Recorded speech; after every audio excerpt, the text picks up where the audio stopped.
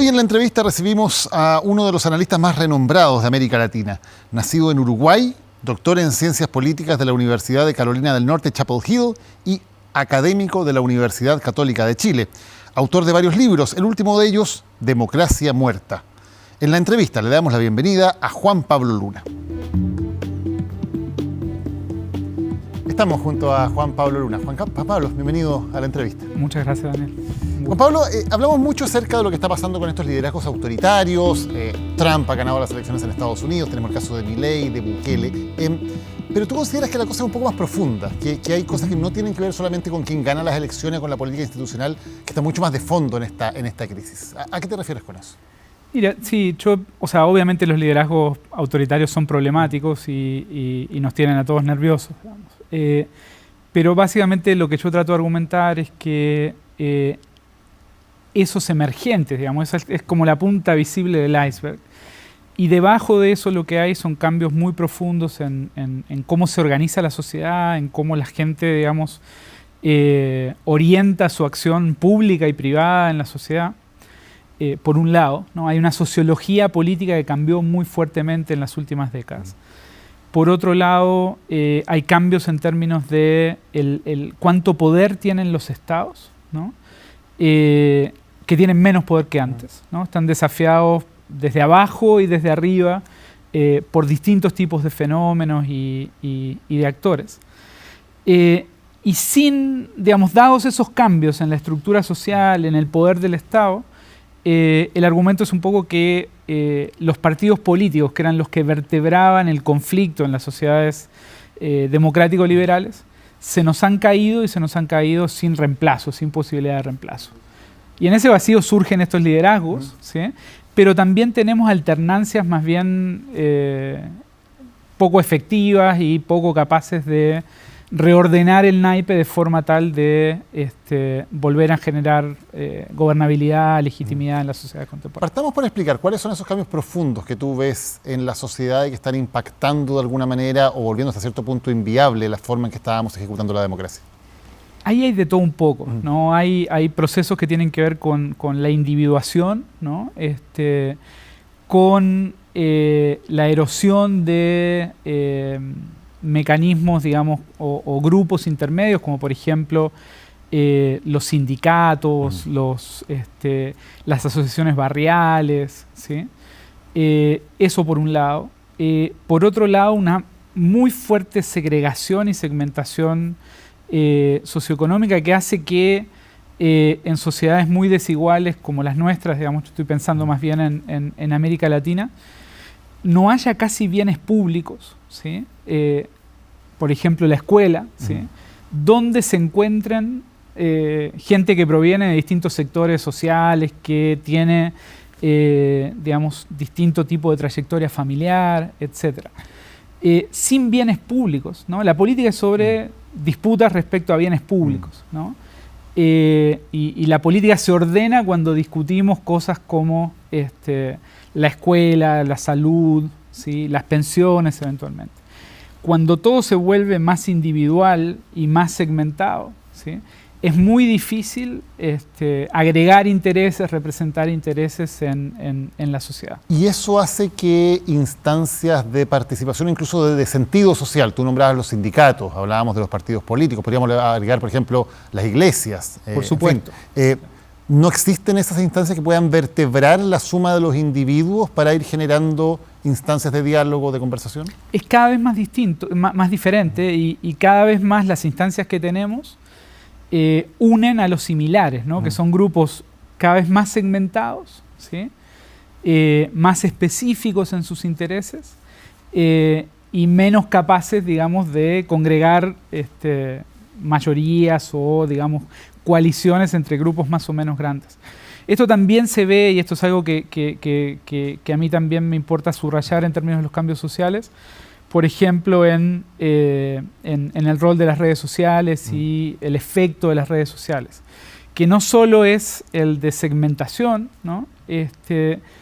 Donde todos operamos en estas burbujas de filtro, etcétera, sino que también comprimen el tiempo social, ¿no? Y esto no solo es las redes sociales, sino la vida digital, ¿no? El crédito, hay distintos mecanismos, ¿sí?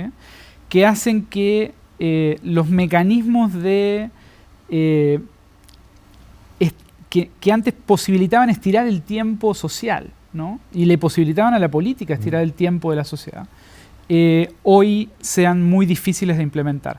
Déjame un segundo sobre esto, porque es un concepto que lo trabajó Norbert Lechner, por ejemplo, en un momento.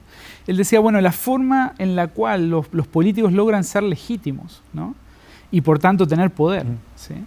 Es que ante un presente jorobado te prometen una salida a partir de la cual en 5 o 10 años vamos a estar mejor, ¿no? Y te muestran la luz al final del túnel, te muestran la salida del túnel. Y cuando logran hacer eso, lo hacen estirando el tiempo, diciéndote, mira, tú hoy estás jodido, ¿sí? Pero si vamos por este camino, si hacemos esto, ¿sí? Vamos a estar mejor hacia adelante.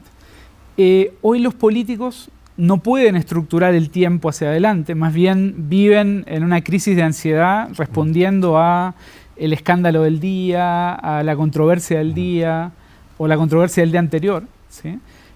Pero tenemos una política que se ha vuelto muy presentista y muy poco capaz, por lo tanto, de generar legitimidad. Necesitamos como ciudadanos también esa satisfacción automática. Está pensando en el consumo, por ejemplo, que antes uno, por ejemplo, tenía una perspectiva de un artículo de consumo, bueno, había que ahorrar, ¿no es cierto?, para pensar en ello. Exacto. Hoy día no, Sí. Hoy día está el crédito inmediato.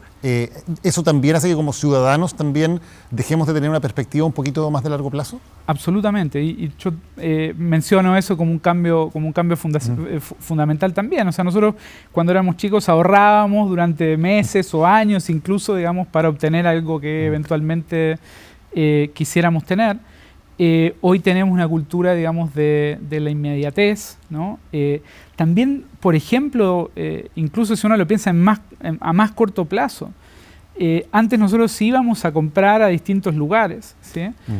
Donde eventualmente nos encontrábamos con gente, nos pasaban cosas, hablábamos con otros que estaban había un proceso de búsqueda del artículo de consumo. Había incluso, un proceso de búsqueda, había un proceso, digamos, de social en torno a incluso, digamos, el consumo. Hoy lo pedimos por las redes y nos llega a nuestra casa. Es un cambio fundamental también, ¿no? Dale. Sí, hablabas tú de este Estado también que es menos eficiente, que puede hacer menos cosas, políticos que aunque tengan el manejo del Estado tienen menos poder, porque este Estado se ve desafiado por arriba y por abajo. ¿Qué te refieres con eso? Me refiero a distintos tipos de fenómenos, ¿no? Por un lado, si uno piensa, digamos, en las sociedades latinoamericanas contemporáneas, uno lo que encuentra es la irrupción muy fuerte. Esto viene después de que termina el commodity boom. Hay una expansión muy fuerte de mercados ilegales, por ejemplo, ¿sí? Que vienen a complementar y a ponerle, digamos, como esteroides a lo que ya era una tradición latinoamericana, que es la informalidad, ¿no? Entonces hay cada vez más distintos tipos de mercado, digamos, que pueden ser, yo hablo desde el tráfico de la arena, el tráfico de carne de caballo, ¿sí? Hasta lo que usualmente pensamos en términos como de narcotráfico, de tráfico de drogas, pero eso pasa por mercados de extorsión. La extorsión, digamos, es un fenómeno, digamos, que ha ganado terreno en América Latina. Entonces, por un lado, hay una parte de la sociedad y una parte, digamos, del territorio que gobierna nominalmente el Estado que empieza a funcionar en torno a lógicas paraestatales o no estatales, ¿no? Y por otro lado, a nivel más supranacional, desde la globalización, ¿no? Desde fenómenos como la irrupción de grandes compañías de datos, ¿sí? Que hoy controlan una cantidad enorme de información, que controlan una cantidad de recursos, software, por ejemplo, algoritmos o mecanismos, digamos, de inteligencia artificial, que son cada vez más fundamentales para que los estados funcionen, ¿no? Y si tú tenés que hacer algún tipo de modernización estatal, le tenés que comprar a Google, Facebook, Amazon, Microsoft, ¿sí? Y no hay muchas más, ¿sí? un sistema, ¿sí? Antes los estados, por ejemplo, y este es un mecanismo tradicional, tenían el monopolio de ciertos datos sobre el territorio que gobernaban, sobre la población que gobernaban. Para eso se hacían los censos, por ejemplo, ¿no? Que le permitían, por ejemplo, conocer mejor a la población, cobrar impuestos, definir de quién era una parcela, ¿no? y por tanto establecer derechos de propiedad, etc. Todos esos datos hoy se han fugado parcialmente del Estado. O sea, hoy probablemente Zuckerberg o Elon Musk saben mucho más sobre nosotros que el Estado. Muchísimo más. Y ahí hay un mecanismo también de fuga de poder desde el Estado-Nación hacia estas grandes compañías. Hay 5 estados. Yo la última vez que me fijé, creo que está el dato en el libro, o sea, me fijé hace unos 3-4 meses. Hay 5 estados-nación que tienen más PBI que las grandes compañías de tecnología, que son 6, ¿no? Entonces, bueno, ahí hay... y esas compañías tienen poder. Si te bajan la llave, tu Estado deja de funcionar, claro, ¿no? Juan Pablo, ¿qué pasa con el ciudadano, por ejemplo, cuando hablábamos recién de estos mercados ilegales, de toda esta economía informal que domina ciertos territorios, que entrega trabajo, que reemplaza de alguna manera tanto al mercado como al Estado en muchas partes?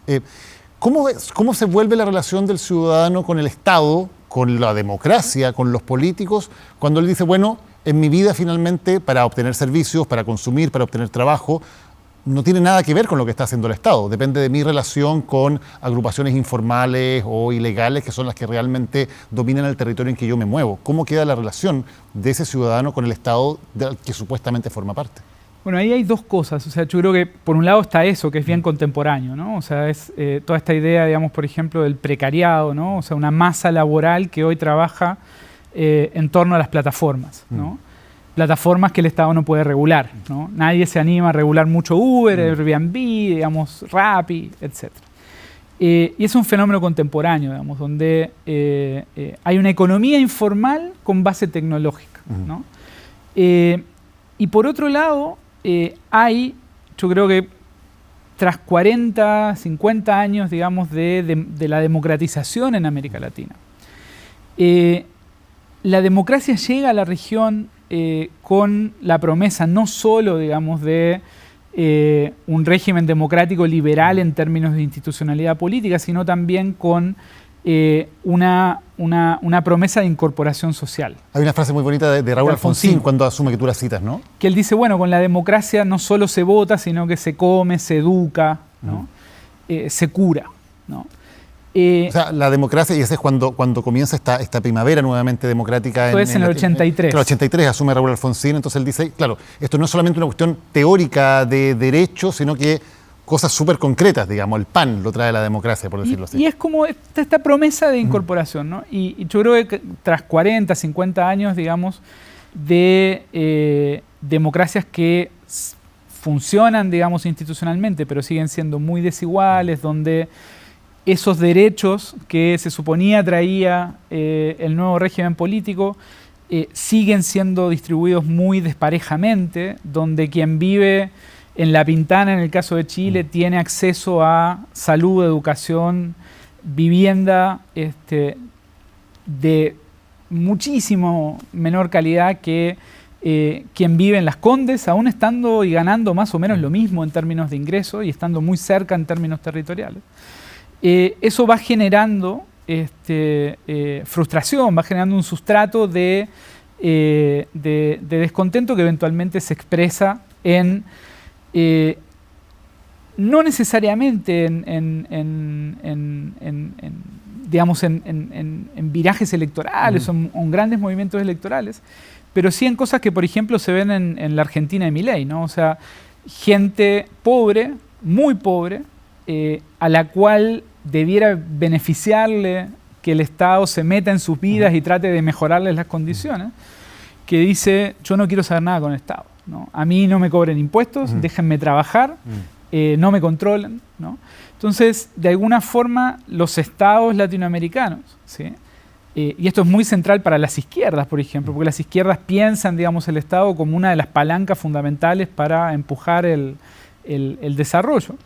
los estados latinoamericanos se quedan sin legitimidad, ¿sí?, en aquellos sectores que debieran, en teoría, beneficiarse más de su acción. Y eso hace o alimenta también, tú lo decías tú, discursos como por ejemplo el de Milei, que tiene que ver más bien con que el Estado es más un obstáculo que una ayuda para el desarrollo de las personas en situaciones más precarias. Así es, y eso también uno lo ve en una situación aún más preocupante.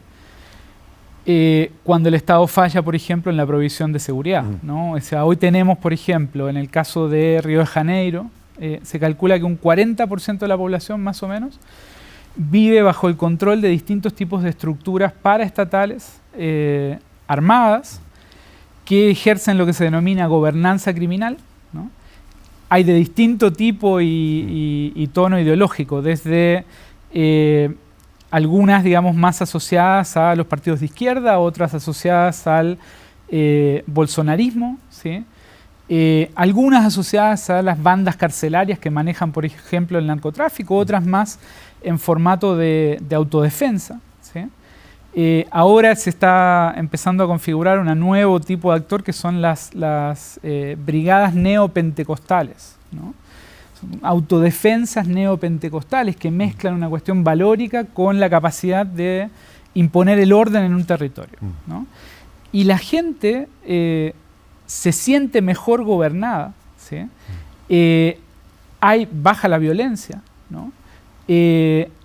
Hay más crecimiento económico. Hay experimentos que muestran esto publicados en los últimos meses, en esos lugares que están siendo gobernados por actores paraestatales. Y el Estado brasilero, como otros estados en la región, dice, bueno, yo en realidad, a mí me cuesta mucho meterme ahí, me cuesta mucho eventualmente gobernar y ordenar este territorio, que lo gobiernan ellos, tenemos un pacto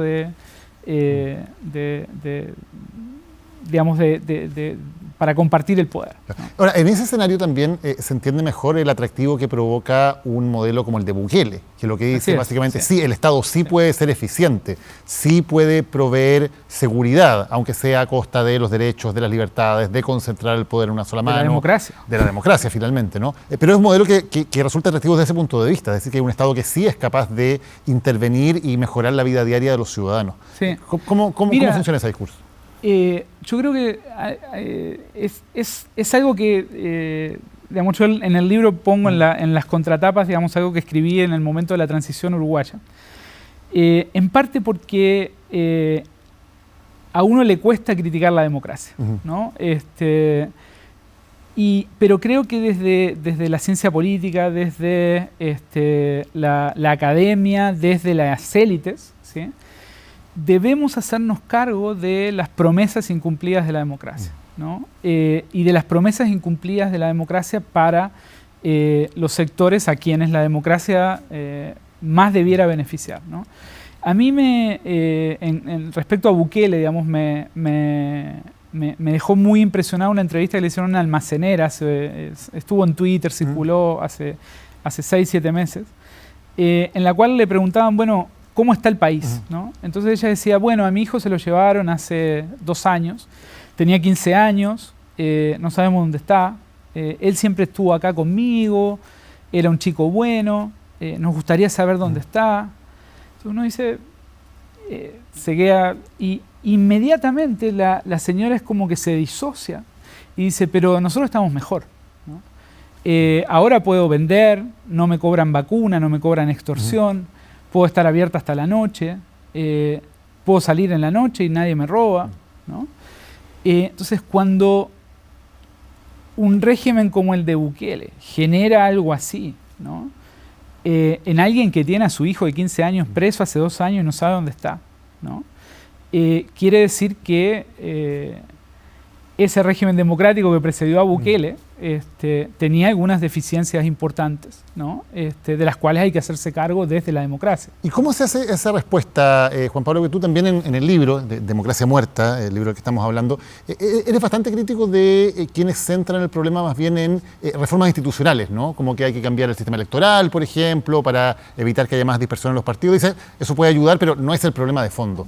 ¿Cómo la democracia se hace cargo del problema de fondo, de su falta de eficacia en medio de un relato con causas tan profundas como las que tú identificas? No sabemos, no sabemos, y parte, digamos, de lo que yo trato de empujar en el libro es decir, bueno, en lugar de seguir diciendo necesitamos partidos políticos para que la democracia funcione, ¿no? En un contexto en el cual, si uno mira América Latina, en los últimos 40 años han colapsado buena parte de los partidos políticos de la región. Se han generado más de 300 nuevos partidos, de los cuales un 5% sobrevive en más de una elección. Es decir, solo un 5% de todos los partidos que han generado América Latina logra competir en 2 elecciones consecutivas. ¿Sí? Bueno, seguir diciendo necesitamos fortalecer los partidos, ¿no? Cuando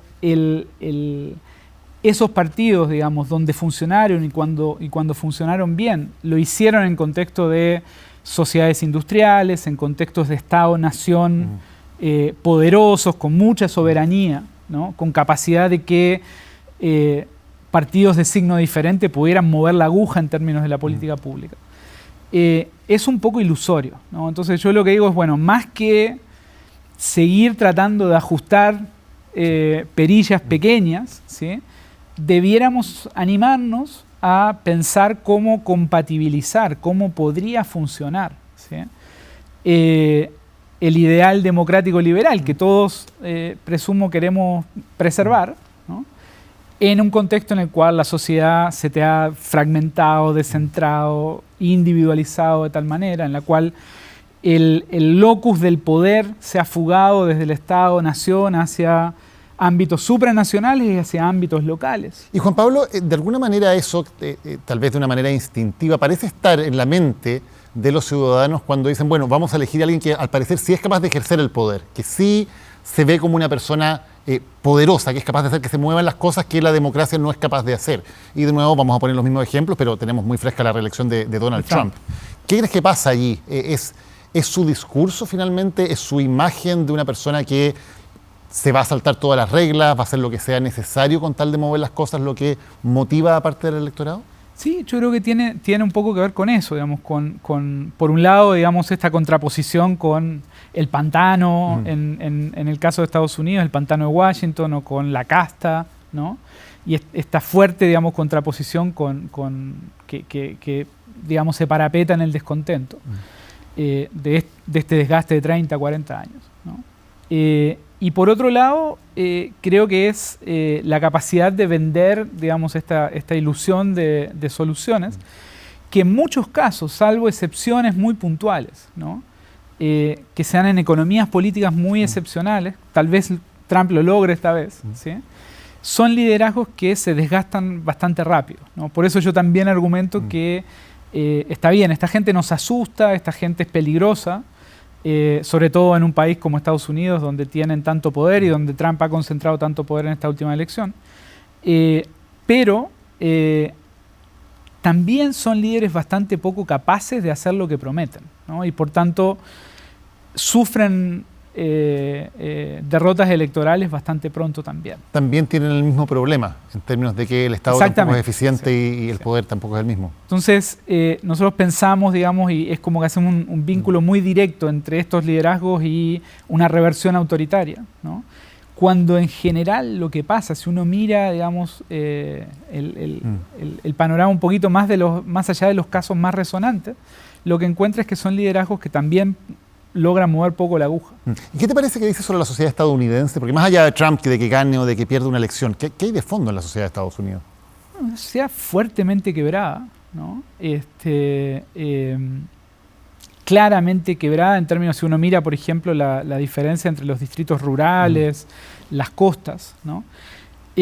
Una sociedad con mucho resentimiento, digamos, con el tema migrantes hoy, con el tema de raza, una sociedad relativamente decadente, ¿no? En términos de su pujanza económica, de la posibilidad de lograr el sueño americano. Tenemos un sueño americano que hoy está roto, ¿no? Sigue habiendo una cantidad de gente enorme que migra a Estados Unidos buscando el sueño americano, pero esa promesa está básicamente desfondada, ¿no? Y eso genera, digamos, un sustrato de descontento, me parece, ¿sí?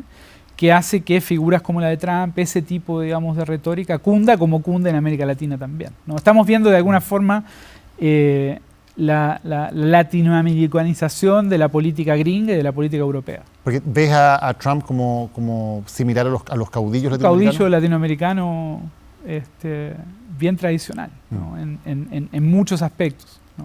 Juan Pablo Luna, muchas gracias por habernos acompañado. Gracias a ti. Gracias a ustedes también por habernos acompañado hoy en este capítulo de La Entrevista. Hasta la próxima.